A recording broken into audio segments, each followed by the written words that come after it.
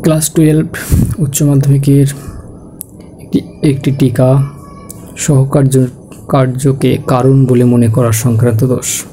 এটি উচ্চ মাধ্যমিকের টিকায় খুব কমন একটি প্রশ্ন, সবসময় প্রায় আসে উচ্চ মাধ্যমিকে, তাই জন্য এই প্রশ্নটি নিয়ে আজ আলোচনা।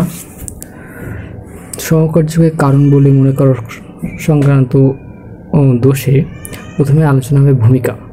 কারণ সংক্রান্ত দোষ নানান প্রকারের হয়, তার মধ্যে অন্যতম হলো সহকার্যকে কারণ বলে মনে করা সংক্রান্ত দোষ। এবার হচ্ছে সংজ্ঞা। একই কারণকে একের অধিক কার্য থাকতে পারে। অনেক সময় একই কারণের দুটি কার্যের মধ্যে কার্যকারণ সম্বন্ধ স্থাপন করলে এই জাতীয় দোষ ঘটে। অর্থাৎ একই কারণের দুটি কার্যকে পরস্পরের কার্যকারণ মনে করা হলে বা একটিকে অন্যটির কারণ মনে করলে ভ্রান্তি ঘটে।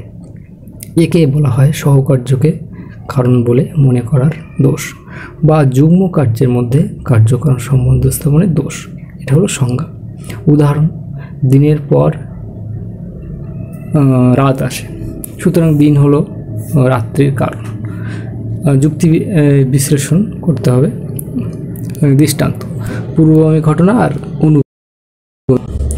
দিন এসেছে ঠিক পরেই রাত্রি এসেছে। দ্বিতীয় ক্ষেত্রে দিন এসেছে ঠিক পরে রাত্রি এসেছে। তৃতীয় ক্ষেত্রেও তাই, দিন এসেছে ঠিক পরে রাত্রি এসেছে। সিদ্ধান্ত: তাহলে দিন হলো রাত্রির কারণ। এবার বিচার: এই আরোহ যুক্তিটি দিয়ে অনুন্নয়ী পদ্ধতির ভ্রান্ত প্রয়োগ ঘটেছে।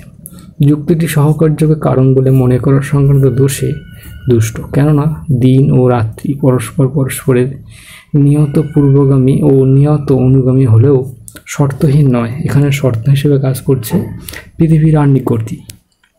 দিন ও রাত্রি হলো পৃথিবীর আহ্নিকগতির সহকার্য, অথচ এখানে দিনকে রাত্রির কারণ বলা হয়েছে, তাই যুক্তিটি দোষে দুষ্ট হয়ে পড়েছে। এবার আলোচনা হবে বৈশিষ্ট্য। এক্ষেত্রে ঘটনা দুটি অন্য কোনো কারণের দ্বারা উৎপন্ন হয়। ঘটনা দুটি কেউ কারোর কারণ নয়। ঘটনা দুটি একে অপরের সহকার্য। সহকার্যের দুটির মধ্যে কার্যকারণ সম্বন্ধে প্রতিষ্ঠা করা হয়। এটি হলো সহকার্যকে কারণ বলে মনে করা সংক্রান্ত দোষ। কারণ একের পর একটি ঘটনার পরিপ্রেক্ষিতে অন্য একটি ঘটনা, মানে একটি ঘটনা দিনের পর ধরো হচ্ছে রাত আছে, সুতরাং দিন হলো রাত্রির কারণ। এরকমভাবে সহকার্যকে কারণ বলে মনে করার সংক্রান্ত দোষটি আমরা টিকা হিসাবে উদাহরণ হিসেবে লিখে প্রশ্নটি কমপ্লিট করতে পারি। বাই।